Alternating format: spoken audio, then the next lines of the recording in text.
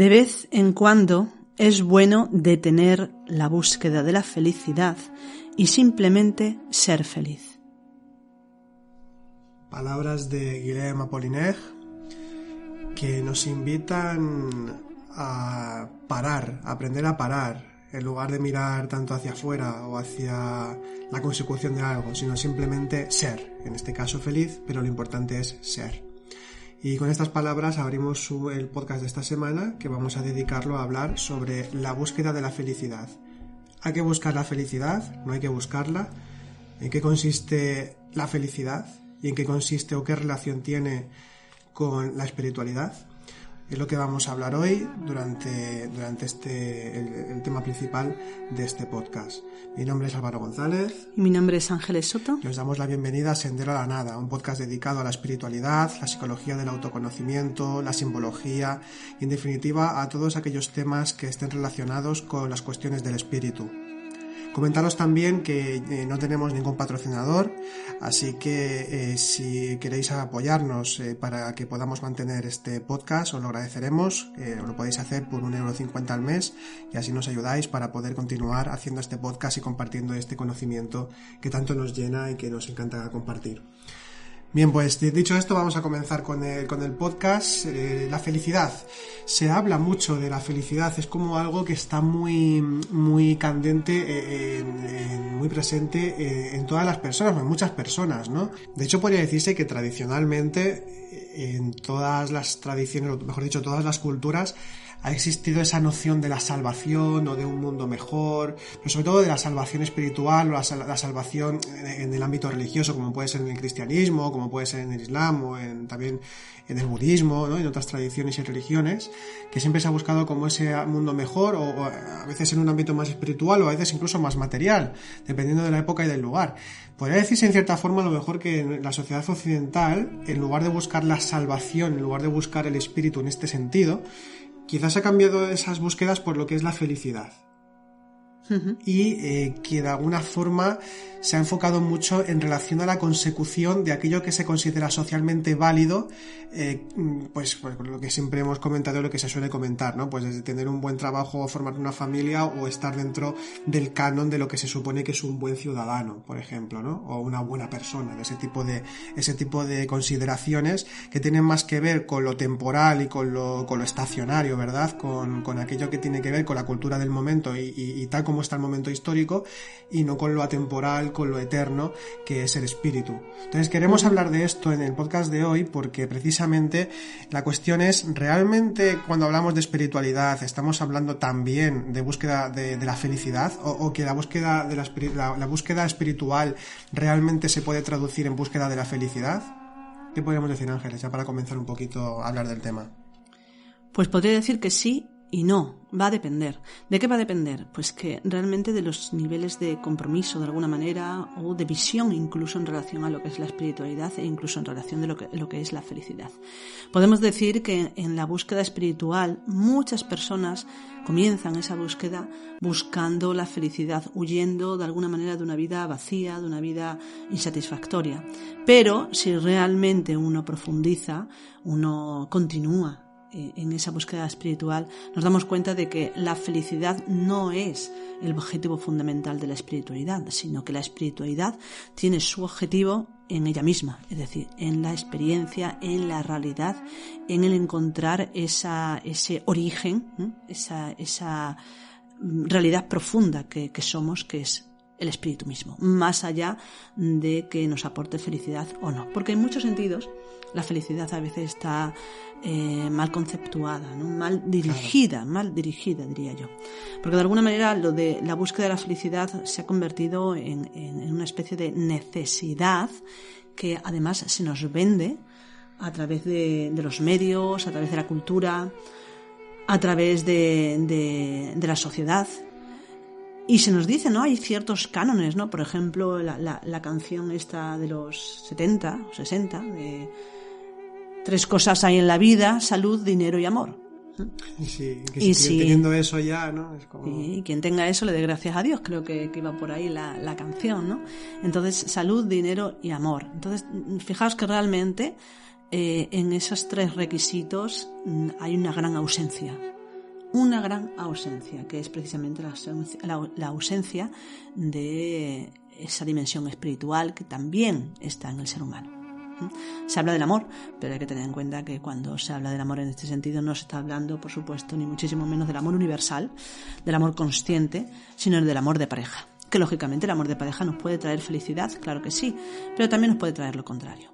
Entonces, de alguna manera, cuando la felicidad se convierte en una necesidad sin la cual nuestra vida no tiene sentido, según se nos dice externamente, volcamos toda nuestra vida, todo nuestro afán en en conseguir aquello que creemos que nos va a dar la felicidad. Claro. Y buscamos cosas como el éxito, buscamos pues eso, el dinero, buscamos la pareja, la aprobación en general también. La aprobación en general, buscamos también la salud. Y creemos que si vamos a obtener estas cosas, pues seremos felices. La problemática está cuando nos damos cuenta que cada vez que buscamos esa felicidad en algo externo a nosotros mismos, ya sea pareja, dinero, éxito profesional o social, nos damos cuenta de que seguimos siendo infelices, que esa felicidad que se nos prometía no llega. Y entonces es cuando nos damos cuenta de que no estamos bien, de que seguimos sufriendo y nace muchas veces, en muchos casos, nace una especie de vacío en nuestro interior que de alguna manera nos hace estar constantemente buscando esa felicidad. Por eso decía Apollinaire que, bueno, de vez en cuando es interesante detener esa búsqueda de felicidad, porque cuando dejamos de buscar, quizás encontramos lo que realmente necesitamos, que es simplemente ser lo que ya somos, sin desear ninguna otra cosa. El que más ya comentabas, ¿no? Que ya hay como, perdón, una mala conceptuación de lo que es la felicidad, ¿no? Cuando se habla de felicidad generalmente y se habla de búsqueda de la felicidad es como llegar a una consecución, es decir, donde se elimina todo lo que nos hace sufrir, donde parece que hay una especie de burbuja que se crea ya de eterno bienestar en diferentes sentidos, porque cada cual tiene además su propia concepción de lo que es la felicidad, pero generalmente se entiende como un estado que se intenta que sea eterno cuando se habla de la búsqueda de la felicidad, pero también están esos pequeños placeres sensitivos o placeres también cognitivos, en el sentido de que puede ser un pequeño éxito, un pequeño logro, o bueno, de tener un hijo puede ser, o hasta el que se saca la carrera o el que, ¿no? El que asciende en su trabajo, da igual. Sí. Se entiende también esto como momentos de felicidad, pero claro, entonces aquí estamos confundiendo precisamente lo que sería la búsqueda espiritual con la felicidad, que es de lo que vamos a estar hablando durante este podcast, ¿no? Pero sobre todo esto, por esta concepción que se tiene de la felicidad, que tiene que ver con el mundo, tiene que ver con lo transitorio, tiene que ver con algo que sucede en un momento dado pero luego se va. Entonces ya, claro, con esa concepción ya de por sí, lo que estamos haciendo es crear una dependencia hacia lo externo, que es como comentabas tú al principio, crear una dependencia con la cual es como una especie de enganche, ¿no? De enganche que se tiene porque la felicidad nos lo da, que esto sucede por ejemplo también en las parejas, ¿no? Que sucede mucho, es decir, que la felicidad es porque yo estoy con esta pareja y me aporta tal. No sé si a veces esto, espero que sí o creo que es también, pero por ejemplo en una pareja sería la cuestión es si me hace feliz lo que yo estoy aportando, no lo que a mí me aportan, ¿no? Es como siempre esperando algo. Pero bueno, para no divagar tanto, la cuestión es que es la mala conceptuación que se tiene de la palabra felicidad o de lo que es el estado de felicidad, porque estamos hablando de momentos puntuales relacionados con lo sensitivo y también con los pensamientos en cierta forma y con lo emocional, mucho con lo emocional también, es decir, con algo que viene y se va constantemente, con lo cual el que está buscando la felicidad activamente no lo va a encontrar nunca. Además que esas concepciones, que esto también se ha comentado mucho también, estas concepciones de búsqueda de la felicidad estás dando ya por hecho de que no eres feliz. Totalmente. Y además lo ves como algo que está lejano, porque tienes que buscarlo. La cuestión es que en este momento ya puedes ser feliz, pero no ser feliz porque lo pienses o porque tú lo creas, porque eso ya sería autoengaño, ¿no? Podrías llegar al autoengaño o a creerte una realidad que realmente no estás sintiendo o viviendo, porque esto también existe, ¿no? Decir que uno está bien o que uno es feliz cuando realmente no lo es, que esto sucede también mucho. Uh-huh.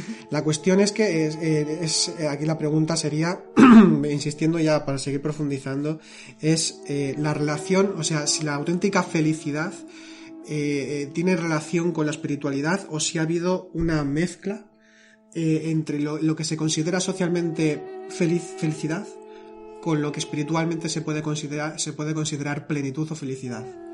¿Qué diferencia puede haber? Creo que he divagado un poco con la pregunta, lo siento. Pero se entiende. Es que aquí está la cuestión. Quizás la problemática está precisamente por el mal entendimiento de la palabra felicidad, todo lo que conlleva, que realmente esa búsqueda de la felicidad nos aporta infelicidad, porque nos apartamos y mientras estamos buscando no lo tenemos.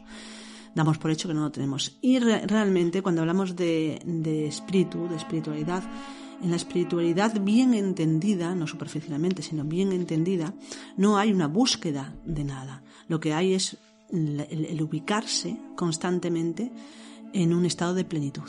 Tú has dicho, el estado de plenitud podría ser de alguna manera ese estado de felicidad, pero bien entendido. Plenitud, ¿qué implica? Implica que ya eres lo que tienes que ser.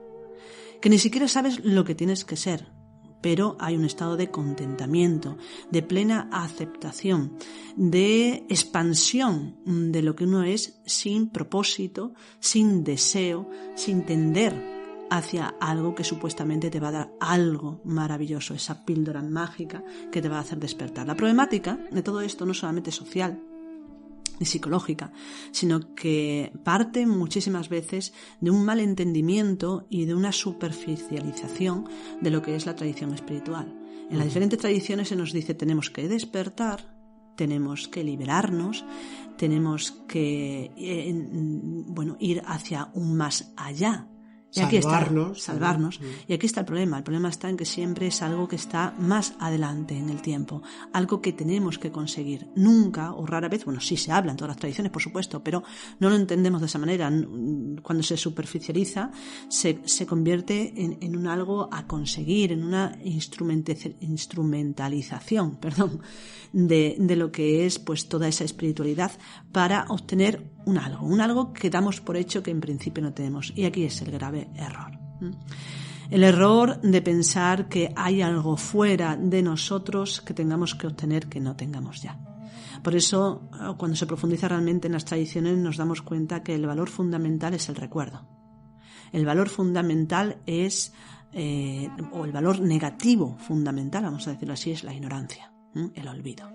Y por lo tanto, por eso se habla tanto de acordarnos de nosotros mismos, recordar quiénes somos, no quiénes somos con un nombre, apellido o con título o con grado, nada que tiene que ver con esto, sino recordar quiénes somos es saberse partícipes de esa plenitud, sin conceptuaciones intelectuales de ningún tipo, en el instante en el que uno vive esa experiencia. Después podemos conceptualizar todo lo que queramos.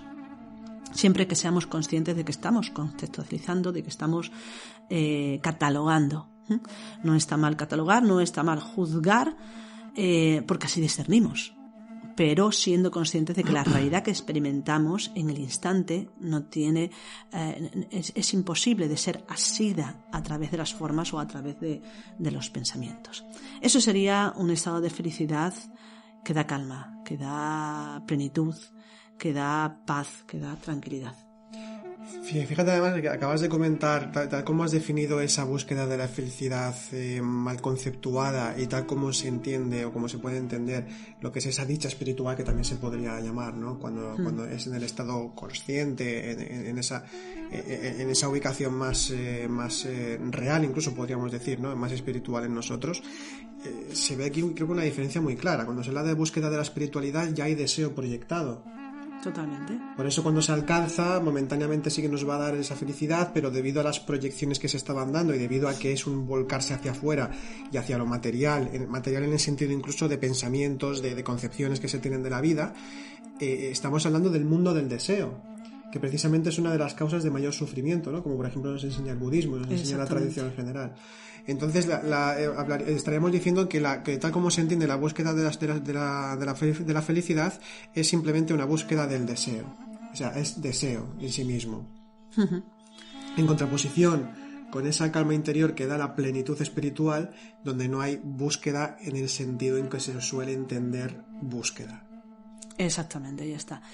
Y yo creo que también uno de los grandes errores, lógicamente, como herencia, ¿no? de esa mala comprensión y mala explicación, ¿no?, de lo que son las tradiciones a veces, es el hecho de que en la actualidad socialmente, una sociedad eminentemente laica, lo que hacemos es negar aquello que en principio nos aportaría esa felicidad que buscamos, ese estado consciente, ese estado de plenitud, pero nos apartamos de eso porque nos huele, nos suena, nos recuerda a lo religioso, a lo sagrado. Y esa es la problemática, ¿no?, que de alguna manera, debido a esa mala comprensión, pues caemos en ello. Y es uno de los errores más actuales que vivimos socialmente.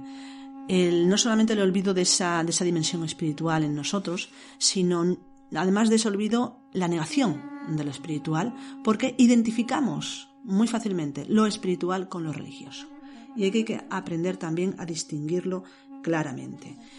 La espiritualidad es la naturalidad de lo que uno es la plenitud de lo que uno es, independientemente de que crea o no crea en unas formas u otras tradicionales. La religión es otra cosa. La religión es una forma institucionalizada a través del tiempo, durante milenios incluso, que nos ofrece una forma determinada de acercarnos al espíritu. Cuando uno profundiza en todas esas religiones, nos damos cuenta de que en el fondo, no en el fondo, sino la base fundamental de esas religiones es el espíritu, es la espiritualidad, es la gnosis, ¿no?, ese conocimiento esencial que es fuente de todas esas formas. Pero la problemática es que cuando se utilizan mal las formas, no se entienden, cuando de alguna manera se cercena la posibilidad de acercarse a esa gnosis esencial, a ese conocimiento profundo, entonces nos quedamos solamente con lo negativo, con el mal uso y la mala utilización, el abuso incluso, de esas formas externas. Pero debemos de entender también que si la espiritualidad es algo muy nuestro, muy interior, muy íntimo dentro de cada cual, y que nadie debería de renunciar a ello si realmente quiere ser pleno o quiere ser feliz, ¿no?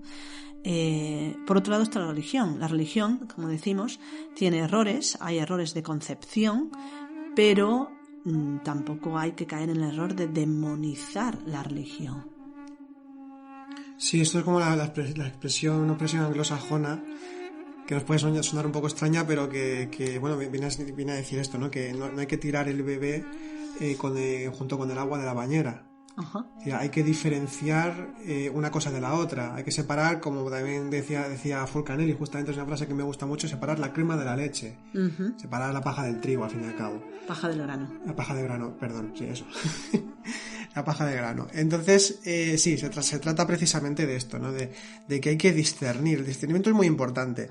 Y además también comentamos esto porque es que nos encontramos incluso a veces con algunos libros o incluso con grabaciones y con cosas en general o comentarios de personas como que aquí, por ejemplo, hablan del hermetismo o hablan de tradiciones y de espiritualidad, pero negando directamente las religiones, sí, negando lo que son las religiones. Y hay que hacer una distinción de cuando una religión o un sector de una religión se politiza, o cuando una vía filosófica se politiza, o de cuando hay algunas personas que en nombre de una religión o en nombre de una filosofía o de una línea de conocimiento cometen atrocidades. Hay que diferenciarlo del conocimiento en sí mismo. El ser humano decepciona, pero el conocimiento en sí mismo no decepciona jamás, en este sentido, si hablamos en estos términos.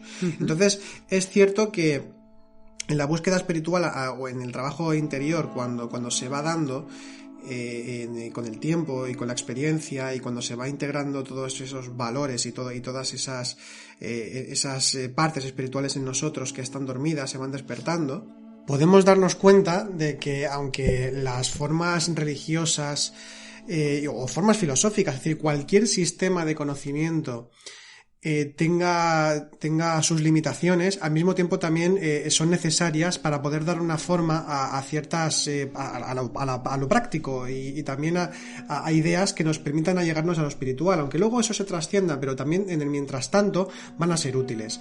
Y entonces hay que diferenciar en ese sentido lo humano de lo que es más consciente, de lo que es, vamos a decir, que tiene un carácter más revelado, entre comillas, que esto también sería para discernirlo, ¿no? Claro. Porque a veces lo que se dice que es revelado quizá no lo es tanto, y cosas que son reveladas quizá no se tienen tan en cuenta.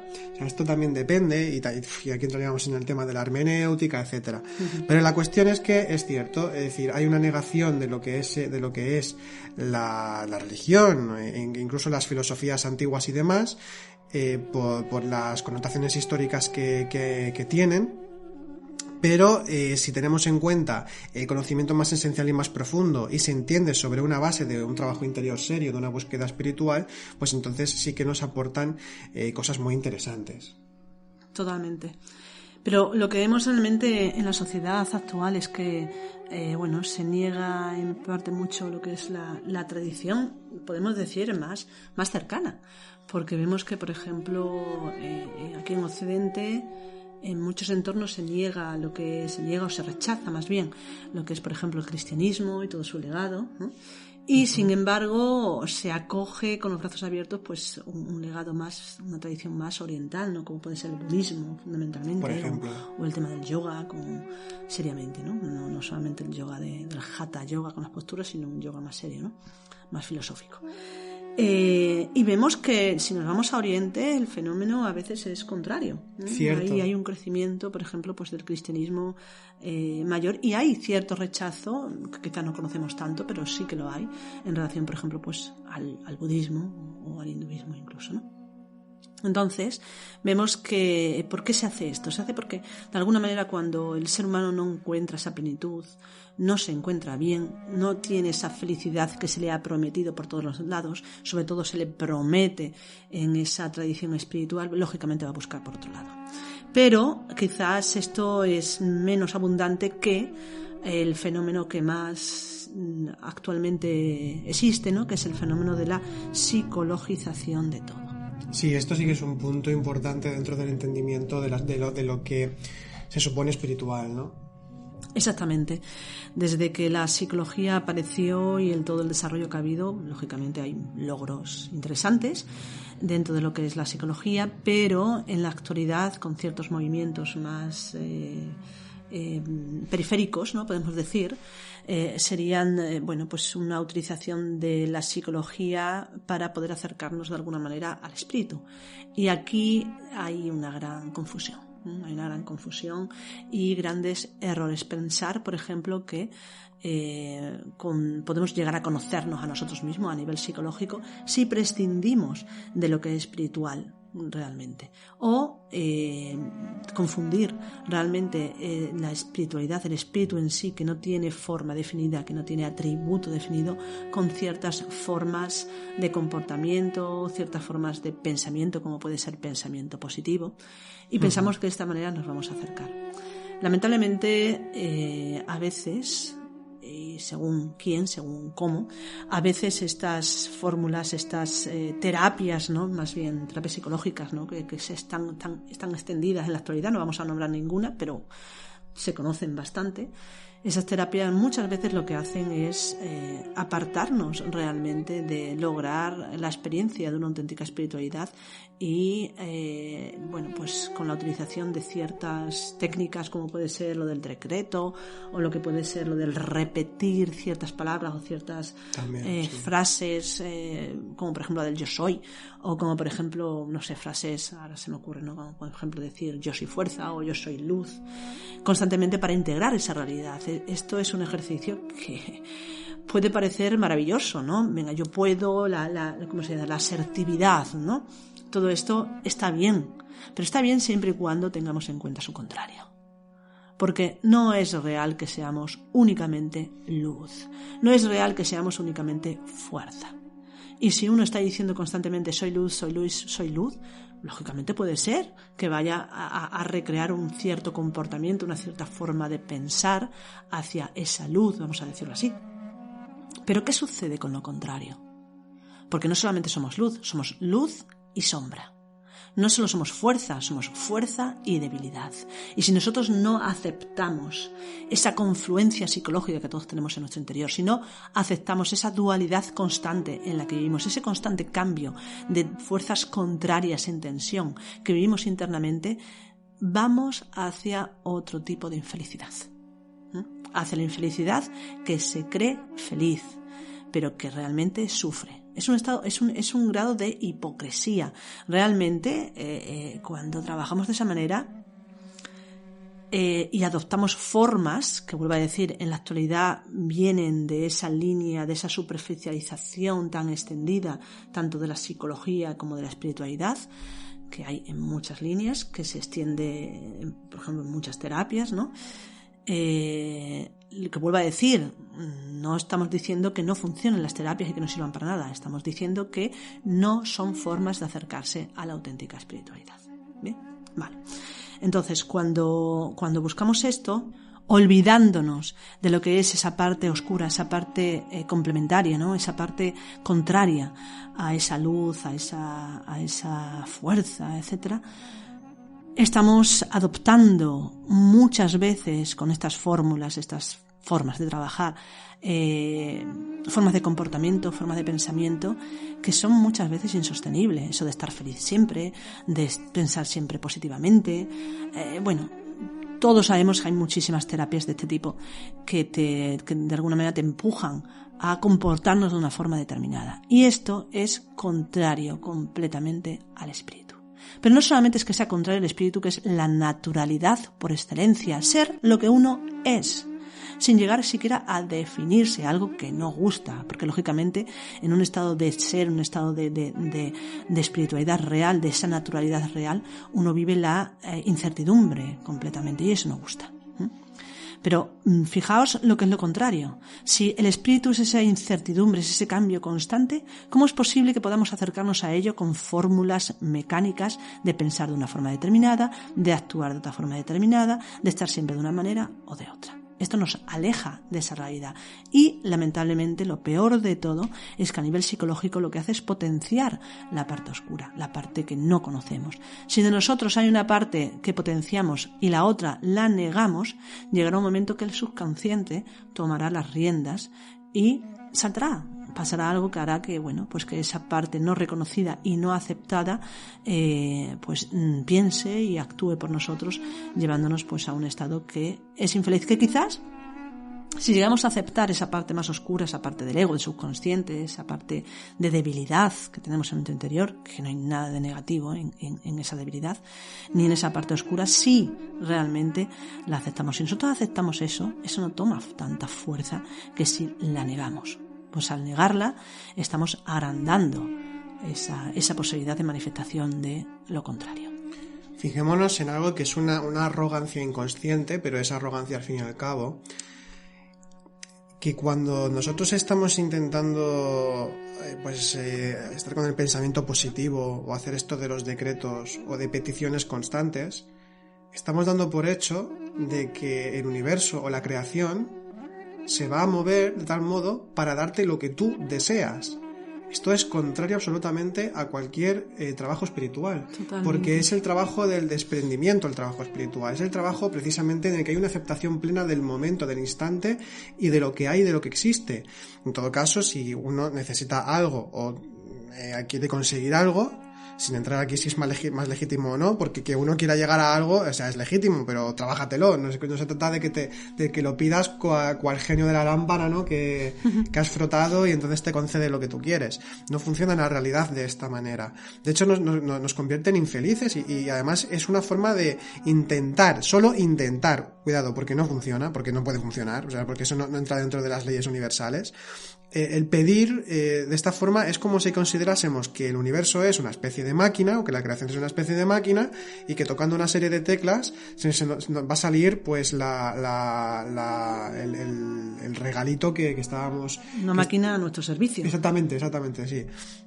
una máquina que está a nuestro servicio y que entonces nosotros podemos detentar ese poder sobre la creación entera, ¿no? Con lo cual, por eso digo que es una arrogancia inconsciente, porque no nos damos cuenta, porque simplemente pensamos en nuestro pequeño nicho de deseo un buen trabajo, o deseo tal, o deseo cual, o deseo estar con la persona de mi vida, por ejemplo, pero que esto se da. Entonces, claro, no hay una aceptación de lo que es el flujo de la existencia, no hay una aceptación de lo que uno es, precisamente con esa especie de decretos, con esa, uno no acepta la situación en la que está. Entonces la cuestión es preguntarse por qué no se acepta, ¿no? Esto ya sería una forma de trabajo interior, ¿no? ¿Por qué no se acepta lo que hay? ¿Qué está sucediendo ahí que no se quiere esa situación, ¿no? ¿Y qué puedo hacer para revertirla? Que sería ya otra cuestión, pero que no funciona en base a pedir y ya está, ¿no? En todo caso sería a Dios rogando y con el mazo dando, como dice esta expresión. Siempre. Pero claro, que estaríamos hablando de pedir a lo divino, pero es algo que hemos recordado en varios podcasts y que lo comentamos a veces, lo he comentado yo, bueno, concretamente yo. Pero es una forma de entender lo que es la oración y lo que es la petición de una forma totalmente diferente a como se hace hoy en día. Y esto, lo enseña tanto el cristianismo como, por ejemplo, el sufismo, en el que cuando se pide aquello que la divinidad sabe que nosotros necesitamos, ¿no? Y que necesariamente no es lo que nosotros creemos que necesitamos o lo que nosotros deseamos, porque lo que nos desea puede ser precisamente perjudicial para nosotros. Por tanto, estaríamos hablando de una relación totalmente diferente con lo que es lo sagrado, lo divino, y no como se entiende ahora, que es totalmente utilitarista, que viene un poco por la sociedad en la que vivimos, ¿no? Uh-huh. Totalmente consumista, totalmente, que luego creo que comentaremos también algo al respecto de esto, pero que se habla, ¿no? Se entiende la realidad de esa forma, de que yo puedo operar de una manera en la cual todo queda al fin y al cabo a mi servicio, y yo puedo hacer entonces lo que quiera. Y no funciona de esta manera porque ya de entrada estamos en una sociedad, los seres humanos nunca vivimos solos generalmente, por norma. Entonces esto ya implica que debemos aceptar una serie de situaciones aunque no nos gusten, pero volvemos a lo mismo, porque no nos gustan y cómo gestionar eso de una forma que tenga siempre relación con el espíritu y con además otro factor que es muy importante, que aquí lo tenemos como una de las bases de nuestra escuela y de la forma en que nosotros entendemos, que enseñamos y que entendemos la espiritualidad, que por ejemplo es la solidaridad consciente, lo que es precisamente un valor que en lugar de utilizar al universo o utilizar la creación e intentarlo como algo utilitario, realmente es al revés, sino qué servicio puedo prestar yo. Por tanto, no tengo ninguna necesidad de pedir nada. Uh-huh. Por tanto, ni siquiera tengo la necesidad de desear la felicidad ni de buscarla, sino que en el acto de ser uno ya es feliz y además en calidad de servicio, ¿no? Sí, pero fíjate que realmente a todo esto que estamos diciendo pueden decir, bueno, pero es que en la Biblia aparece la frase esta de pedid y se os dará. Claro, es fácil entender esto de una forma muy, muy simple. Porque, y confundirse con la frase esta que dice la de querer es poder, tan famosa, ¿no? Querer es poder. Sin embargo, no nos damos cuenta de que esa frase está incompleta, de que ese dicho está incompleto. En realidad no solamente es querer, es poder. Antes de poder, del querer, ¿eh? Está el saber. Para poder querer algo claramente y que eso se convierta en algo real, en algo que se cristalice, que se realice en ese poder, tenemos que saber realmente qué es lo que estamos pidiendo. Tenemos que saber cómo funcionan todas esas leyes universales de las cuales hablamos en el anterior podcast. Tenemos que saber desde dónde estamos nosotros pidiendo, desde qué estado psicológico, si es desde un estado psicológico determinado, es decir, desde un ego, desde un estado de ambición, de avaricia, de deseo, o es desde un estado consciente que es capaz de ver más allá del propio deseo, que es capaz de ver más allá de las propias necesidades y ubicarse en esa dinámica universal de la que todos formamos parte. Eso es realmente lo importante, más que querer, más que poder. Lo importante es saber. Y es algo que lamentablemente se olvida. Ahora es la sociedad del poder, del deseo, de yo quiero esto y lo consigo. Y eso significa poder. Y sin embargo, qué pocos se preocupan o nos preocupamos por el saber. Por el saber realmente qué es lo que necesitamos, como tú comentabas. La divinidad sabe, por lo tanto, si pido algo, que sea lo que la divinidad tenga bien otorgarme, porque es lo que de alguna manera me merezco por Exacto. El trabajo, por el resultado, por el proceso de cada cual. Y no aquello que, porque me apetece, sin saber de dónde surge, desde qué ego, desde qué necesidad primaria puede surgir, y lo pido, ávidamente. Y acabas de decir algo que también es muy importante, es decir, que uno tiene lo que se merece. Uno tiene lo que se merece. ¿Eso qué quiere decir? Que uno está en unas circunstancias y uno está en una serie de dinámicas incluso interiores, pero porque es un reflejo de lo que uno mismo es. Uh-huh. Incluso aunque haya ciertas circunstancias que hayan provocado externamente otras personas o circunstancias particulares en las que nosotros nos vemos sumergidos, pero que no hemos provocado en sí mismos, sino que nos hemos visto dentro de repente, que esto también sucede en la vida, por ejemplo, una circunstancia familiar o laboral, igualmente uno está ahí por algo, uno está ahí porque entra dentro de la dinámica de vida que uno lleva y de lo que uno es. Por tanto, no se puede tampoco rechazar eso. Es decir, en todo caso sería negar la realidad, negar la mayor, ¿no? Entonces es importante el tema de la aceptación en este sentido. Implica no aceptar lo que uno es y con eso ya uno es feliz con lo bueno y con lo malo, que esto es una forma muy psicologista o muy de autoayuda, con todos los respetos que se suele decir, ¿no? No, aceptar lo que uno es ver lo que uno es. Por tanto es la práctica de la humildad, que luego también comentaremos un poco respecto a esto, porque es importante también ubicar la humildad en la espiritualidad. De hecho es fundamental, que ahora lo veremos. Pero bueno, más cositas. Pues sí, yo creo que también otro de los errores en los que caemos socialmente, ¿no? en relación a esa búsqueda de la espiritualidad es olvidarnos de una parte de nosotros mismos, ¿no? Por ejemplo, en el tema de la salud, ¿no? Decíamos, creemos que podemos conocernos a nosotros mismos olvidándonos del espíritu, y esto es una imposibilidad, ¿no? Lo que sí podemos hacer es volvernos especialistas a nivel de la psicología, y aprender a darle vueltas al ego, darle vueltas a la forma de pensar y a la forma de sentir, explicarlo de una forma maravillosa y dejar a las personas que nos estén escuchando con la boca abierta, pero al final eres más libre, eres más consciente, eres más feliz. Pues eso. Entonces, otra de las cosas, otro de los grandes errores es creer que nuestro cuerpo, si estamos sanos, ¿no? Salud, dinero y amor, ¿vale? Si estamos sanos, vamos a estar felices. Y uno de los grandes errores, que también se cae muchísimo ahora, ¿no? Esa preocupación a veces tan extrema por la alimentación, por el ejercicio, para mantener la salud del cuerpo. Y eso de decir, pero vamos a ver, si nos vamos a morir todos. Pero bueno, también después me pueden contestar sí, bueno, pero se puede tener una vejez más sana. Y es cierto, el cuerpo hay que cuidarlo. El cuerpo es un templo y hay que entenderlo de esa manera.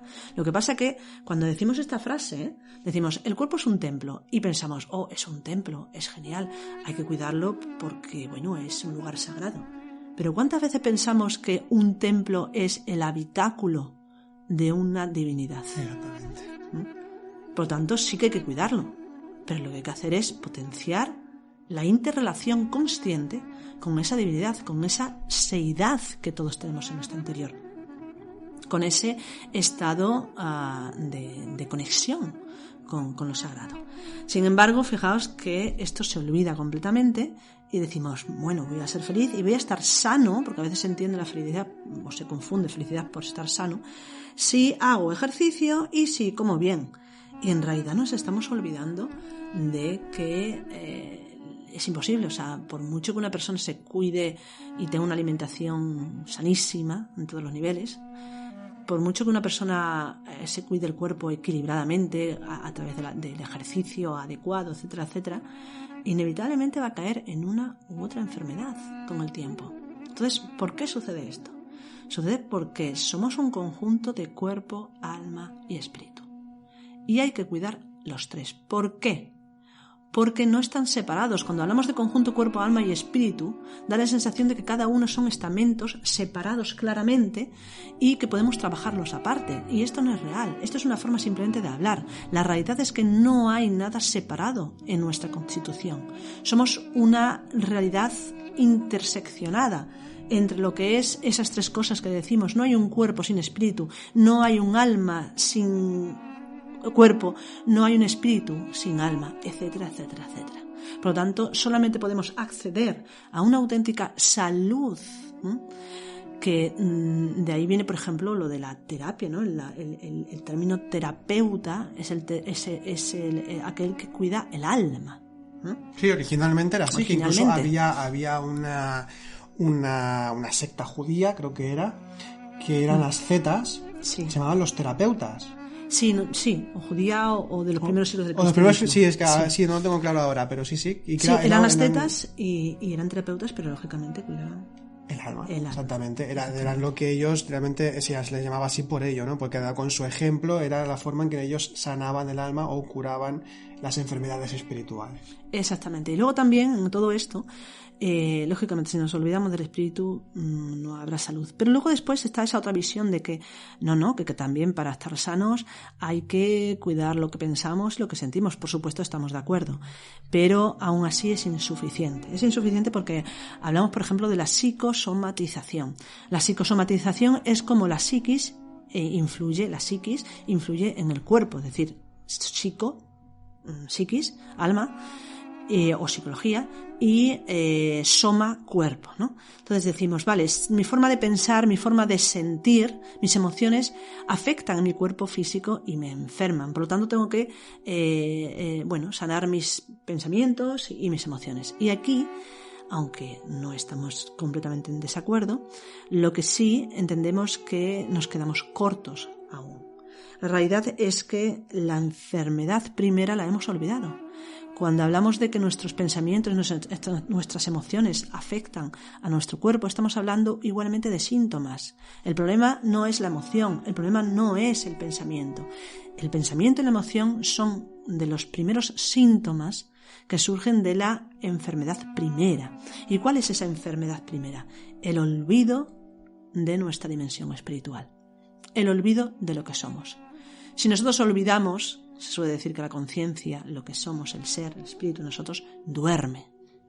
Y cuando el espíritu duerme, ese espíritu, esa conciencia es sustituida por tendencias psicológicas, pensamientos, emociones, actos, que intentan imitar esa realidad, pero que es imposible porque no le corresponde, no está en su estamento, en su nivel de relación. Y por lo tanto, es imposible que realmente podamos tener una salud plena si nos olvidamos que realmente hay que potenciar, hay que integrar, hay que acordarse de que realmente somos espíritu. A partir de ahí, si nosotros trabajamos el espíritu, lo demás vendrá dado por añadidura, como dicen también en el Nuevo Testamento. Busca primero el reino de Dios y todo lo demás se dará por añadidura. Y, ojo, cuando decimos busca primero el reino de Dios, fijaos que de alguna manera si se entiende superficial o externamente, estamos diciendo, hay un reino de Dios al que tengo que llegar. Y a partir de ahí entonces todo lo demás lo conseguiré. Esto es todo error. El reino somos nosotros. Exacto. El reino de Dios está en nosotros. Aquí y ahora, en el instante. Cuando nosotros vivenciamos el instante pleno. El instante pleno que no tiene ninguna conceptualización ni ninguna estructuración de ningún tipo. Es el vacío, podemos decir, en el instante. Pero un vacío enormemente enriquecedor. Donde se dan todas las posibilidades. Donde se dan exactamente todas esas posibilidades. Por lo tanto, si nosotros nos ubicamos en eso, ya estamos, ya somos. Lo que seamos, no importa. No importa, y esta es la problemática que tenemos, que siempre queremos saber lo que somos. Buscamos la seguridad y muchísimas veces confundimos felicidad con seguridad. Y esto es de los grandes errores. Jamás podremos tener nada seguro en la vida. Esto tenemos que ir entendiéndolo ya si realmente queremos hacer un camino real, espiritualmente hablando. Porque no vamos a tener nada claro. Nada. Si uno se sumerge en la dinámica universal del constante movimiento de todas las cosas, del constante cambio de todas las cosas, de la constante impermanencia, ¿qué vamos a tener seguro? Nada. Sin embargo, esto puede parecer aterrador. Decir, wow, jamás voy a tener nada seguro. Yo que quería entrar en este camino para realmente estar bien, seguro, ser feliz, ser libre, encontrar la plenitud, pues que nos olvidemos ya. De alguna manera, como decía Álvaro al iniciar este podcast, hablaba de la renuncia, sí. El abandono, la negación de todo. Y sí, es un camino de renuncia, es un camino de abandono, es un camino de negación. Pero, vuelvo a decir, esto puede asustar mucho y puede sonar incluso muy religioso. Y sobre todo hoy en día, ¿no? Hoy en día, claro, que no queremos renunciar a nada. Lo queremos todo. Absolutamente. Bien, pues, ¿qué sucede cuando hacemos esto? Perdón, ¿qué sucede si nosotros llevamos ese camino de renuncia? Vuelvo a decir, no nos asustemos porque lo que se obtiene sin buscar merece una vida. Aunque solamente sea por un instante que podamos experimentar esa realidad de total abandono, de total ausencia de deseo, de total integración, de total desaparición de lo que uno es, de lo que uno cree que es, merece la pena haberlo experimentado, aunque solamente sea un segundo, un instante en nuestra vida, porque eso realmente es lo que somos, eso realmente es lo que alimenta a nuestro ser, eso realmente es lo que abre los cielos, vamos a llamarlo de esta manera. Con todo lo que acabas de decir, entonces nos vamos a otra cuestión, que es precisamente esa concepción errónea también de que se busca la sensación, todo lo que tiene que ver con el psiquismo, ¿no? Con la experiencia fuerte y tal, en contraposición con lo que es esta desaparición de sí, en este sentido. Totalmente, además es una cosa muy curiosa, porque sucede tanto a nivel, vamos a decir, habitual en la vida, en lo profano, como en la búsqueda de lo espiritual. Cierto. Porque, por ejemplo, el tema de los deportes de riesgo y este tipo de cosas, los retos que a veces aparecen por internet y tal, como que realmente el ser humano necesita buscar intensidades. Intensidades porque si no tiene esas intensidades es como que algo falta. Que no hay vida. Que no hay vida, no hay sensación de vivir. Sí. Y claro, esto en aquellos que buscamos la espiritualidad es un peligro porque hay muchas formas de malentender el camino espiritual y uno de ellos es la búsqueda de los milagros. Exacto. La búsqueda de lo extraordinario, ¿no? Es decir, de alguna manera nos acercamos a la espiritualidad atraídos por que nos pueda aportar sensaciones grandiosas o estados magníficos, y entonces hacemos de esa búsqueda una especie de droga en la que nos sumergimos y en vez de ser más libres nos volvemos más esclavos. De hecho, esto es, bueno, de lo que estamos aquí, lo está comentando Ángeles, es que sucede que a través de las prácticas, en muchas ocasiones, o incluso a través de sueños o de ciertas experiencias, que son, digamos, quizá un poquito más extrasensoriales a veces, o que tienen que ver con una profundidad relacionada más, pues eso, con un estado de mística, si no nos damos cuenta y no tenemos cuidado de ello, nos podemos convertir en hooligans de la mística, hooligans de la oración también, o de la práctica, o de la meditación, o de las prácticas que más nos atraigan, que más nos llenen en este sentido, y precisamente por eso entraña peligros también, porque bien como decía, por ejemplo, místicos como Miguel de Molinos o Margarita Porete, estos dos místicos hablan muy claramente que incluso hay que desprenderse de la virtud y desprenderse de Dios mismo en este sentido, que desprenderse absolutamente de todo, y por eso uno se sumerge en lo que se conoce en el cristianismo como tiniebla divina, que es la más luminosa realmente, que es la mayor inmensidad a la que se pueda llegarse el ser humano en este sentido. Eso quiere decir que tengamos o la nube del no saber, o la nube del que es no el saber, título de un justamente. libro Sí, místico también. Anónimo, que escribió un cartujo en el siglo XIV, que bueno, igual que Margarita Porete también es del siglo XIV aproximadamente, y luego también bueno, Miguel de Molinos es del XVII ya, pero tenemos ahí una línea mística que se repite esa experiencia constantemente, que va más allá de esa, vamos a decir, superluminosidad que nos podemos encontrar a veces en estas ideas de lo que es la mística y de lo que es el espíritu, pero que vuelven a ser concepciones, que vuelven a ser aprehensiones que derivan de eso, de conceptos, ¿no? De ideas que tenemos sobre lo que tiene que ser lo espiritual, como todo lo más luminoso. Quiere decir que cuando hay una experiencia luminosa, que quiere decir que cuando hay una experiencia de lo místico tenemos que negarlo en este sentido, tenemos que desprendernos de ello. No, hay que profundizar en ello, hay que conocerlo, hay que comprenderlo, hay que vivirlo, hay que estar en ese ámbito de inspiración y de apertura espiritual, pero también dejarlo pasar, no apegarse tampoco a esas formas espirituales, porque son espirituales, pero si nos apegamos a ello deja de ser espiritual para convertirse en costumbre, convertirse en deseo y cambiar esa búsqueda quizá de la felicidad, o siguiendo esa búsqueda de la felicidad con estados de mística y estados meditativos profundos. Entonces es diferente en este sentido, ¿no? Sí, pero fíjate que la problemática en la actualidad es que el mundo de la espiritualidad se ha convertido en un negocio. Claro. Y un negocio, para que venda, tiene que atraer. Y tiene que atraer a través de algo que aparentemente ofrezca algo llamativo, algo diferente a lo normal. Entonces, ¿qué sucede? Que se vende pues lo extraordinario.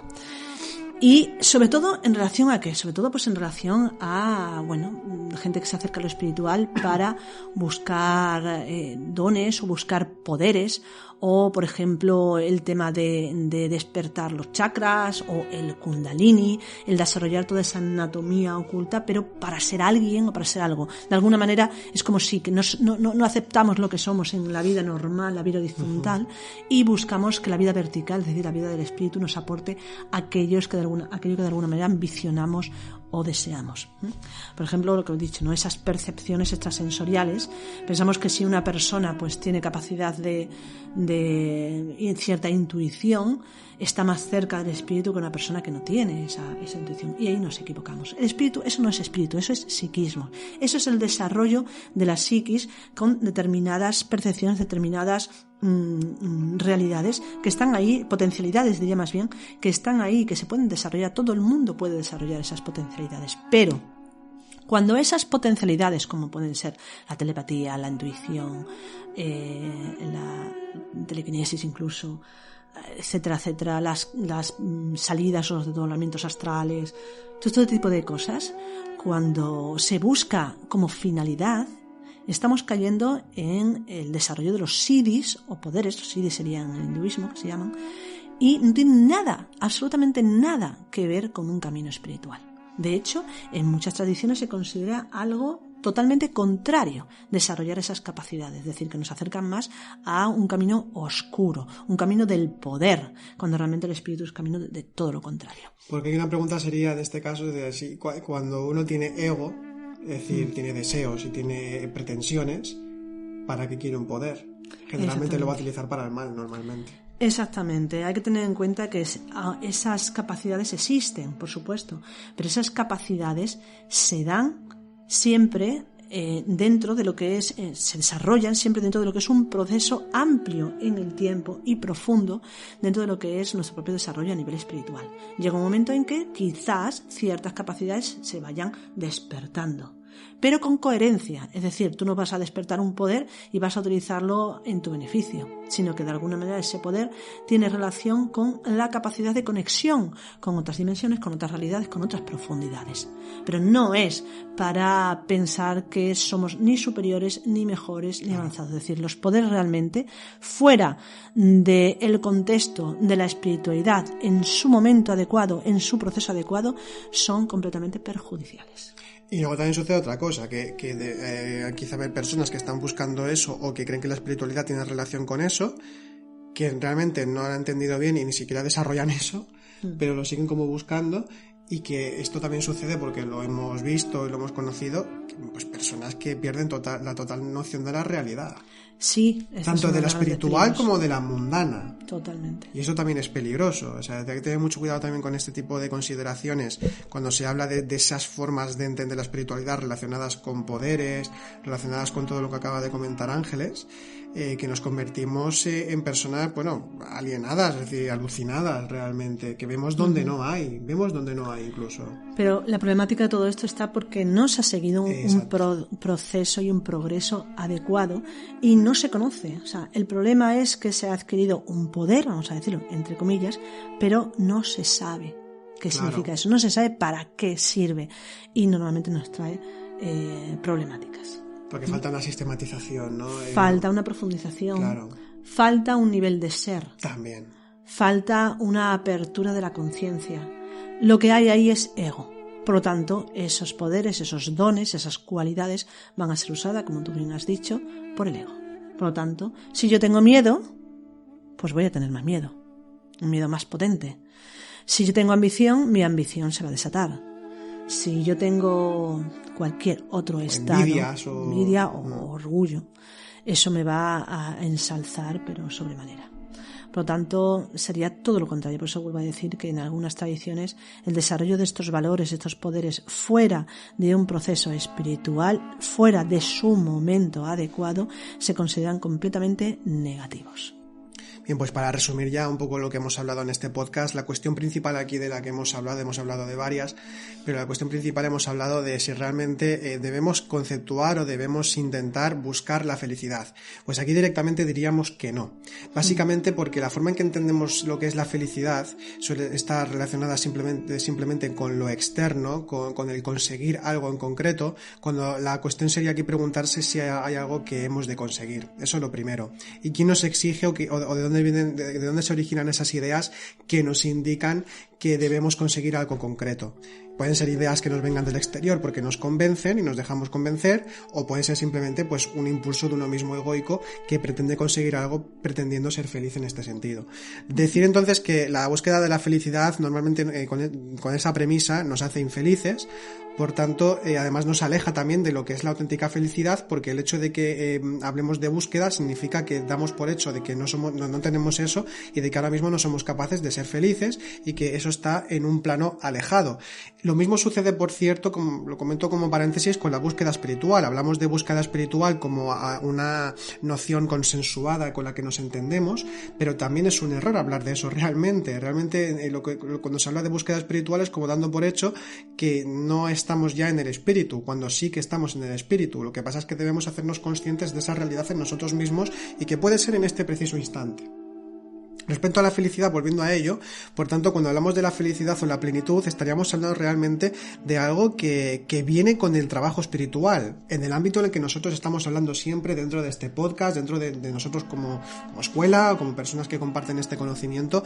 Se entiende que, entre comillas, la felicidad sería como algo colateral que se da con el estado ser, con el trabajo interior, con el contacto con lo sagrado, con la experiencia de lo sagrado, y que la felicidad en este sentido ya se da por sí misma por el hecho de estar trabajando internamente. De hecho, una de las cosas principales es cuando uno se ubica en esa realidad más consciente, si te preguntan si eres feliz, es cuando te lo planteas. Y sin embargo te das cuenta de que realmente te importa muy poco si eres feliz o no eres feliz.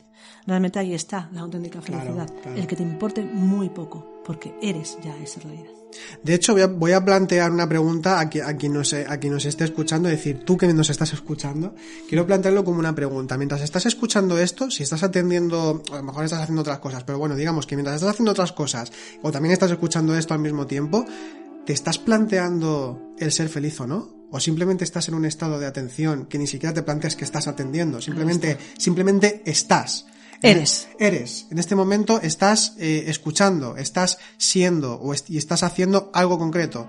Pero no te estás planteando todo esto. Simplemente estás en este momento. Entonces, es simplemente eso, o sea, es mucho más natural, como comentaba Ángeles, insistiendo en ello, que es mucho más natural de lo que parece. Todo lo demás son concepciones, todo lo demás son planificaciones, todo lo demás son proyecciones hacia un futuro que no existe. Y como ese futuro no existe, que lo crea esa idea con el deseo que hay y con la ignorancia de la realidad que tenemos también por estar dormidos, lo que se da precisamente es infelicidad por eso, ¿no? Por esas proyecciones. Pero en este momento que tú estás escuchando, que tú estás aquí compartiendo este rato con nosotros, sea el momento en el que sea, en este momento no estás, digamos, teniendo expectativa de nada, simplemente estás escuchando. Y por lo tanto estás más cerca de la felicidad que nunca. Exactamente. Que puede ser escuchando este podcast, como puede ser fregando los platos o haciendo otra cosa. Por supuesto. Era simplemente un ejemplo y nos estamos dirigiendo a ti de una forma concreta pues para captar esa atención un poco sobre eso. Pero puede ser entonces en cualquier momento y no place concepto aquí, no place ninguna idea, sino que es algo mucho más sencillo, mucho más natural, mucho más Tao, incluso diríamos. Bien, luego también hemos comentado que precisamente en esas formas erróneas de comprensión de lo que es la felicidad y de lo que también es la espiritualidad, se ha psicologizado mucho la idea de espiritualidad. Esto incluso nos pasa a veces cuando vienen personas nuevas o incluso cuando se lleva tiempo en nuestros cursos, en los grupos el grupo que somos y demás, y gente que ha estado con nosotros, nos encontramos con que generalmente se tiene mucha atracción por lo psicológico. A veces sucede esto. No es algo a 100% así, pero es algo que sí que aparece bastante. Y es porque se tiene también esa idea de que hay que trabajar sobre todo lo psicológico para el despertar, pero es que hay muchos más factores a tener en cuenta. Aquí hemos hablado muchas veces, pues esto también, del trabajo con las propias energías a diferentes niveles, o con el trabajo con es también la energía sexual, que es energía creativa, que esto ya sería otro ámbito del que hemos hablado ya en otros podcasts y también en nuestros cursos, que por cierto podéis encontrar un curso en YouTube que tenemos ahí grabado en nuestro canal de YouTube, en Centro Noesis, que podéis encontrar sobre lo que es la sexualidad sagrada, incluso a nivel de prácticas de trabajo con la propia energía, ¿no? Prácticas de meditación y de movimiento y sublimación de las propias energías. Lo podéis encontrar ahí en nuestro canal. Pero bueno, aparte de eso, es decir que la espiritualidad se ha psicologizado y entonces pretendemos despertar por nuestra comprensión de la propia psicología, o por el ordenar nuestra propia psicología. Y no, hay mucho más que eso. El ámbito de lo iniciático trasciende evidentemente la psicología, trasciende incluso lo energético. Totalmente. O sea, lo trasciende todo. Es decir, en todo caso, son como herramientas o son formas que no definitivas. Por eso quiero hacer la distinción, o queremos hacer la distinción, de que una cosa es que pongamos nuestra atención en lo psicológico, que trabajemos en lo psicológico, que trabajemos también en lo energético, que trabajemos en valores, etcétera, etcétera. Y que de esta forma pues se nos permita, digamos, o que podamos allegarnos más a lo espiritual. Pero eso no es lo espiritual en sí mismo, sino que son formas transitorias del momento que pueden ser toda una vida, pero al fin y al cabo son transitorias del momento de vida en el que estamos, y que por tanto el iniciático va más allá de todo eso, porque volvemos a lo mismo, más allá de los conceptos y de las ideas. Y bueno, pues hemos comentado también, por otro lado, que no es que seamos ni defensores ni que tampoco estemos en contra de las religiones o filosofías, pero hay que ponerlas en su debido lugar. Es decir, no son ni la pura espiritualidad, porque hay mucho de mano humana, pero tampoco son lo más denigrante para el ser humano, sino que hay que ponerlo en su justo lugar, porque también las líneas religiosas y líneas filosóficas y demás sistemas que nos permitan llegarnos a lo espiritual, pues siempre son válidas, siempre que aprendamos a discernir, que sepamos separar la crema de la leche, ¿no? Como decíamos antes, esta expresión que nos suena así graciosa, ¿no? Que es no tirar el bebé con el agua junto con el agua de la bañera, ¿no? Hay que separar una cosa de la otra. Y bueno, comentar ya, no sé si quieres comentar algo más, Ángeles, añadir alguna cosa. No. Bueno, pues decir que en el próximo podcast vamos a hablar de esas formas en las que nos permiten el poder allegarnos más a lo espiritual en lo práctico, como son los valores y virtudes. Y también hablaremos un poco del rechazo que hay actualmente precisamente hacia ellas, que incluso hay algunas virtudes que se consideran hoy en día como algo negativo y se utiliza incluso de una forma peyorativa. Y hay egos que se consideran como algo positivo que hay que potenciar. Bien, pues dicho esto, terminamos el tema principal de esta semana, y ahora vamos a pasar a la sección de libros recomendados.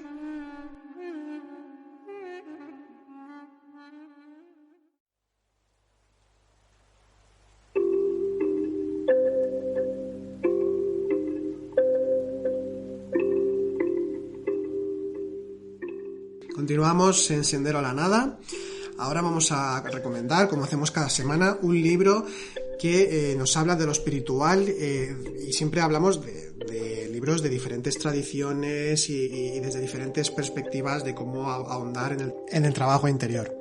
Y esta semana tenemos un libro que, bueno, alguna vez creo que lo hemos comentado en algún podcast, nosotros con nuestro grupo de estudio, hacemos lecturas, hacemos estudio de libros y los comentamos y demás, y ahora justamente hemos empezado a estudiar uno que consideramos que es una auténtica joya. Lo decimos cada semana, ya lo sé, pero es que es una auténtica joya. Es decir, por eso precisamente recomendamos cada semana libros que nos parecen muy importantes, porque hay otros que pueden ser entretenidos pero quizá no nos aporten tanto, ¿no? Es más para uno, porque le interesan temas determinados, pero ahí estamos hablando de temas que nosotros como grupo de estudio pues nos interesan especialmente, y en este caso tenemos uno que es de la tradición ortodoxa oriental, o la tradición ortodoxa cristiana en general, tradición ortodoxa cristiana, de un autor muy interesante francés que es Jean-Claude Larchet, doctor en filosofía y teología, que pertenece a la Iglesia ortodoxa, y escribió un libro interesantísimo titulado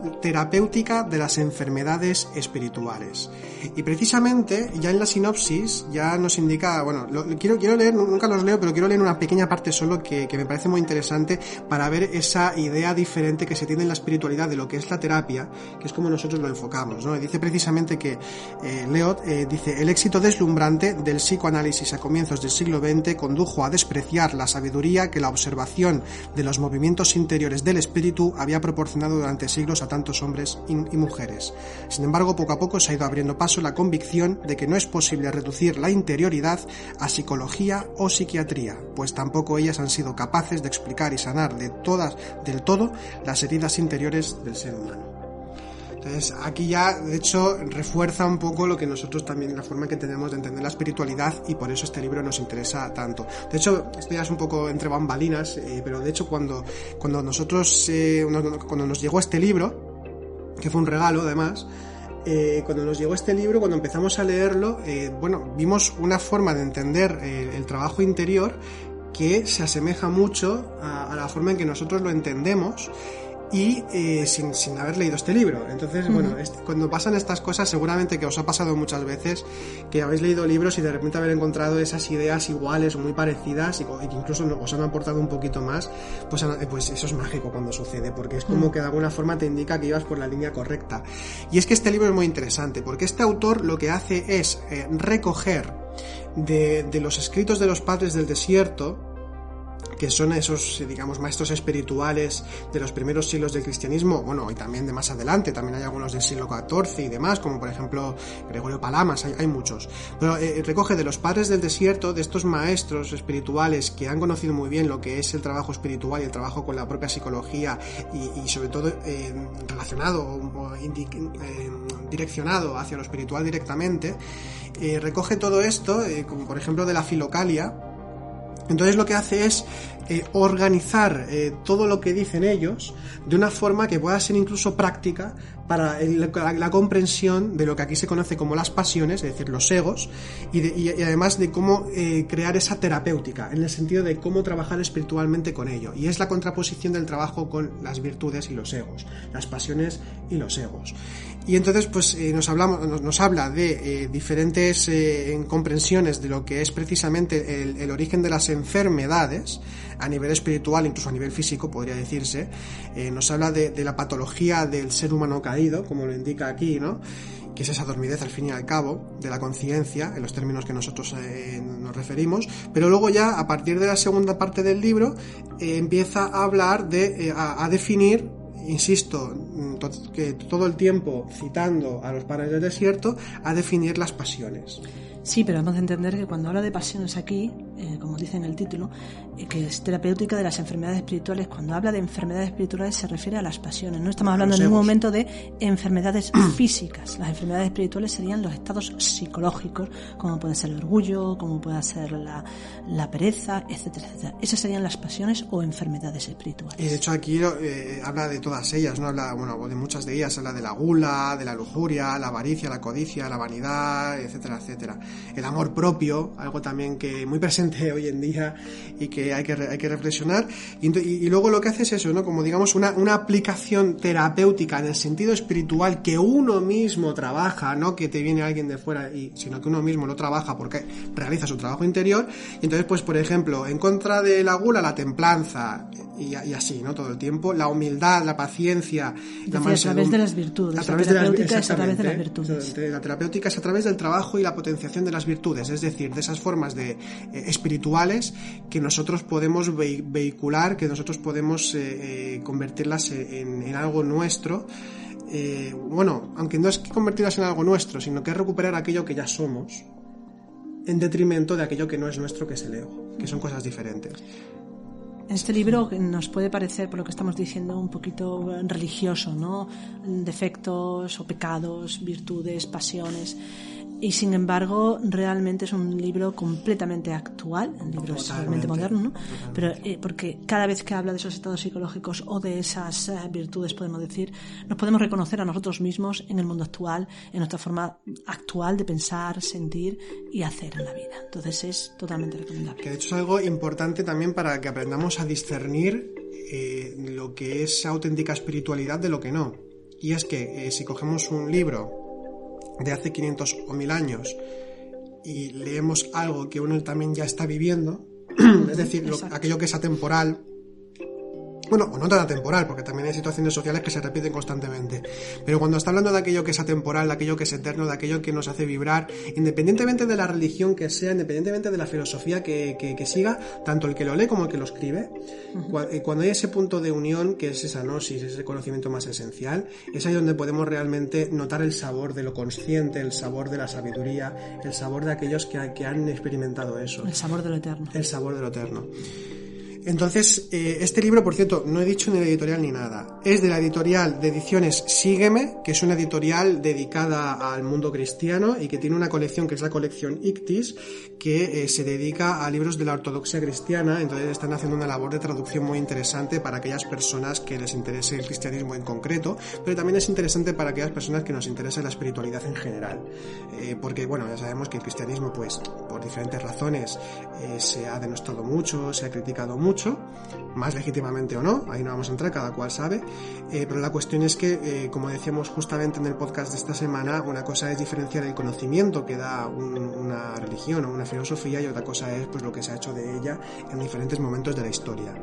Este libro de ediciones Sígueme fue editado en el año 2016, o sea que hace apenas 4 años, 2014, y es muy recomendable, es muy largo, pasa de las 700 páginas, pero es un disfrute y sobre todo si estos libros tienen que leerse en plan estudio. Sí. Es decir, de coger un lápiz y de subrayar, de tomar apuntes, de reflexionar en ciertos momentos, en ciertos párrafos, en ciertas citas que se van dando, porque el auténtico estudio, cuando hablamos del estudio de libros, de todos los que hemos recomendado hasta ahora en estos podcasts, desde que hemos comenzado a hacerlo, también en vídeos que hemos publicado en nuestro canal de YouTube sobre reseñas de libros, son libros de subrayar, de reflexionar, porque ahí es donde se da el estudio real, ¿no? Uh-huh. Es decir, los libros han de ser, como dicen por ejemplo en el Zen respecto a sus bibliotecas, son los dedos que señalan a la luna, es decir, nos pueden dar inspiración, nos pueden dar sugerencias, y entonces a partir de ahí nosotros debemos profundizar y crear nuestras propias reflexiones, discernir aquello que nos gusta más y lo que no, o lo que nos parece más correcto o coherente de lo que no en este libro. Por tanto, debemos ser críticos en este sentido cuando nos ponemos a estudiar cualquier libro espiritual, porque también sucede algo, a veces, como cada cual es hijo de su tiempo, puede indicar cosas que no corresponden con lo que sería lo más espiritual, precisamente porque uno también forma parte de su cultura, y luego está aquello que debemos discernir, que es lo auténticamente espiritual, aquello que nos hace avanzar. Entonces, este libro, con ese discernimiento, teniéndolo en cuenta, nos puede aportar muchísimas cosas sobre nuestro propio trabajo, con la propia psicología y con las virtudes. Así que es un libro muy recomendado. Jean-Claude Larchet, Terapéutica de las Enfermedades Espirituales, ediciones Sígueme, año 2014. Bien, pues dicho esto, pasamos ahora a la sección del símbolo de la semana.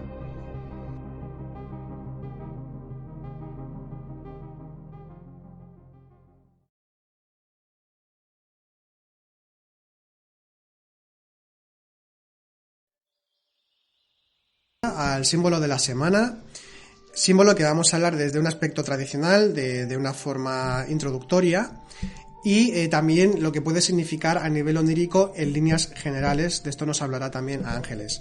Bien, pues el símbolo de la semana, hoy hemos elegido el pez, porque es un símbolo que se ha utilizado en diversas tradiciones, y hay algo bastante curioso porque generalmente el símbolo del pez en las diferentes tradiciones tiene un significado bastante parecido, excepto algunos matices que se pueden dar a veces. Pero aquí mencionaremos algunos de ellos, ¿no?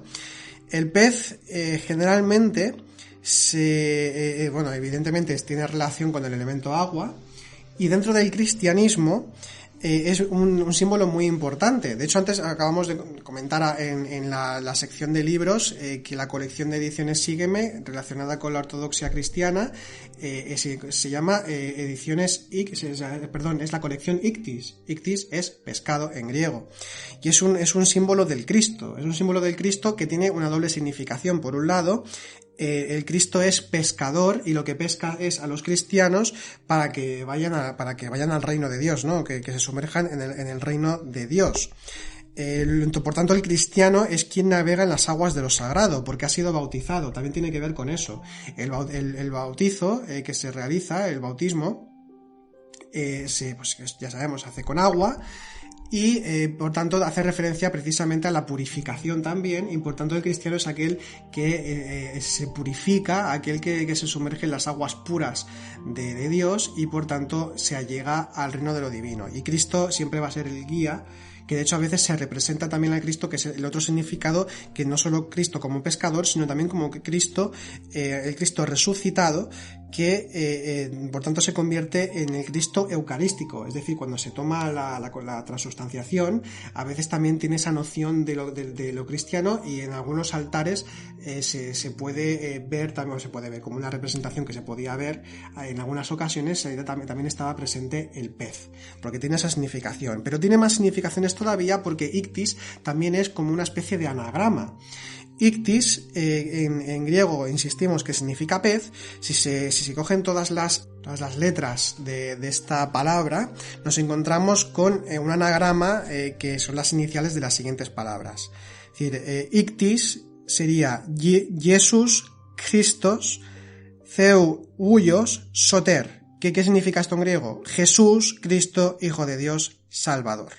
Por tanto, es un símbolo del Cristo. Pero no solo se queda ahí el símbolo del pez.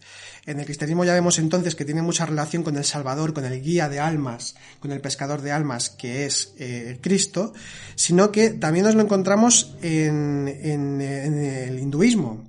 En el hinduismo el pez tiene también esa connotación de salvador y también de, en cierta forma, dador del conocimiento, de la revelación. Entonces, hay una leyenda, cuando se habla, estas leyendas también universales del diluvio universal, ¿no? Que donde siempre hay un salvador, no solo está en el arca de Noé y Noé como el salvador, sino que hay muchas versiones de esto, desde Mesopotamia, pasando por la India e incluso en América. Nos encontramos entonces con que la leyenda es que Manú, que es el legislador de las leyes, que es también una especie de héroe, una especie de semidivinidad, que tiene muchas connotaciones. Manú es un personaje importante dentro de la cultura hindú. Pues hay una leyenda que tiene que ver con este diluvio, y entonces quien guía a Manú en un arca, quien lo guía para llegar a tierra, para llegar a la salvación, es Vishnu transformado en pez, y que después de guiarlo y de salvarlo, esta forma de pez que tiene Vishnu le entrega los Vedas, que es el conocimiento sagrado, la sabiduría suprema dentro de la tradición hindú. Por tanto, en este caso nos encontramos con Vishnu y un poco también a Cristo en cierta forma, con esa función hermética, es decir, función de Hermes, función de dar el conocimiento. Y de hecho en esta función hermética, en esta función mercurial de traer el conocimiento, de ese dinamismo entre lo divino y lo humano que se junta, se unifica y que se da, en la que se da esta unificación con lo sagrado, o con esa espiritualización, mejor dicho, esa espiritualización de la materia y la materialización del espíritu, nos encontramos también con otra figura que también es el revelador, que es Oannes, que es el hombre pez, que es también como una divinidad, o una divinidad en Mesopotamia, y que es el revelador, y se le asemeja también un poco a la función del Cristo. Es como otro Hermes, porque la función que tenía esta mezcla de hombre y de pez, figura que se repite además en multitud de tradiciones, en el hermetismo, e incluso en catedrales se pueden ver capiteles con esta criatura, o con criaturas que son híbridos entre seres humanos y animales, que hacen referencia a procesos internos que se dan, a procesos de espiritualización del ser humano, etcétera, etcétera. Pues la función de Oannes era el de hablar con los seres humanos, enseñarles las letras, las matemáticas, la arquitectura, las ciencias. Por tanto, es una función muy semejante a la de Tot, el de Tot egipcio, Yeuti, es decir, el Hermes griego, lo que sería pues Mercurio, ¿no? Al fin y al cabo lo que es la función que tiene. Entonces vemos que el pez tiene una función de guía, tiene una función de sabiduría, de revelación, de transitar por las aguas primordiales, universales de la creación, del conocimiento de lo divino. Y a nivel onírico, ¿qué nos podrías decir, Ángeles? Bueno, a nivel onírico es importante que tengamos en cuenta que, bueno, como hemos hablado del pez ahora mismo, en relación un poquito con las diferentes mitologías o visiones de las diferentes tradiciones, pero cuando hablamos de lo onírico, del mundo de los sueños, tenemos que hablar de nuestro mundo interior. Exacto. Entonces, cuando se habla del pez, tenemos que tener en cuenta que el pez es aquel que se mueve libremente por el agua. Y el agua normalmente representa las aguas primordiales. Dicho de otra manera, las aguas primordiales de donde surgen todo lo creado, por tanto, en nuestro interior, son esas potencialidades, esa energía que nos permite dar la vida, tener vida, crear en nosotros, que se relaciona muchas veces con la propia energía sexual como la energía creadora por excelencia. Entonces, el pez es precisamente aquel que se mueve en las aguas, por lo tanto, es su ámbito. Es el que es capaz de extraer ese conocimiento. Por lo tanto, cuando nosotros soñamos con peces, puede ser en diferentes ámbitos, nos está hablando de la riqueza potencial que hay en esa capacidad creativa de cada uno de nosotros. Va a depender también de qué tipo de pez, porque no es lo mismo soñar con un pez pequeño que soñar, por ejemplo, con un delfín, que representaría ya otras realidades, como por ejemplo pueden ser esa inteligencia o esa capacidad de conocimiento, esa capacidad de salvación, o por ejemplo la ballena, que tendría un significado pues muy amplio ahora, que aparece en muchos mitos también. Y que implicarían realmente como un símbolo del símbolo, es decir, la ballena está en el agua, pero meterse dentro de la ballena es como profundizar más en esas propias aguas o en esas propias interioridades. Entonces, soñar con el pez puede tener muchos significados, pero sobre todo habla, si los peces son normales, si hay muchos peces, etcétera, etcétera, habla de la capacidad de extraer conocimiento, de extraer sabiduría de nuestras propias aguas interiores, de nuestro propio subconsciente, de nuestras propias energías, en este caso más concretamente de la propia energía sexual. Vuelvo a decir de todas formas que lo decimos siempre, pero porque consideramos que esto es un tema delicado, que esto es un significado que está extraído, de alguna manera está extrapolado, está fuera, ¿no?, del contexto. El significado de cualquier símbolo en un sueño tiene su significado real, profundo y completo en relación a todo el contexto del sueño. Por lo tanto, damos simplemente algunas pinceladas, pero en un sueño a lo mejor puede significar algo completamente diferente. Por eso siempre hay que tenerlo en cuenta. Estas son algunas nociones que nos pueden ayudar a veces, ¿no? Posibilidades claro. De decir, bueno, puede ser que signifique esto, pero claro, ¿qué hace que signifique eso y qué hace que no signifique eso? El resto del sueño. ¿Y en qué momento estoy yo, no? Bueno, claro, ¿quién soy yo, no? Es que para poder interpretar un sueño hay que tener muchas cosas en cuenta. No solamente el momento que uno vive, sino el conocimiento que uno tiene, las experiencias que ha tenido, lo que haya estudiado y también algo que se llama sabor psicológico, es decir, el estado en el que uno se despierta después del sueño. Claro. Entonces todo esto, si interesa, pues tenemos algún otro podcast Pues fue el segundo que hicimos, el número 2. El número 2 tenemos alguien que fue bastante extenso además. Ahí tenéis aspectos tanto prácticos como teóricos sobre este tema. Y que volveremos alguna vez. Sí. Y si os interesan más, pues un libro. Ah, sí, bueno, sí, ya. Sí, el que uno haga publicidad de su propio libro, pero bueno, no pasa nada. Sí, Ángeles escribió un libro muy interesante sobre aprender a interpretar los sueños, y lo podéis encontrar en Amazon. Se llaman Los sueños, las 3 claves maestras, escrito por Ángeles Soto, y lo dicho, lo podéis encontrar en Amazon fácilmente.